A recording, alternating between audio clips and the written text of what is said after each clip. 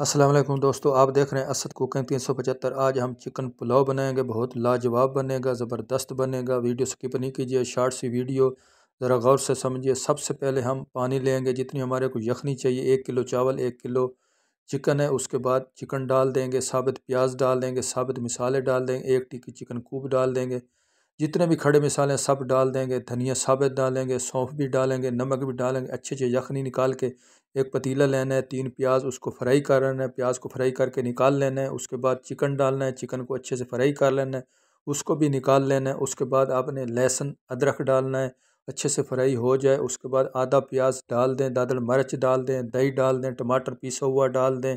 उसके बाद धनिया पाउडर, ज़ीरा पाउडर डाल दें। उसके बाद काली मिर्च डाल दें, अच्छे से फ्राई करके चिकन डाल दें, यखनी डाल दें, चावल डाल दें, 2 टिक्कियाँ चिकन कूब के डाल दें। जब पानी खुश्क हो जाए, अच्छी तरह से पानी खुश्क करके सब्ज़ मिर्च डाल देनी, जो आधा प्याज बचा हुआ था वो डाल देना है।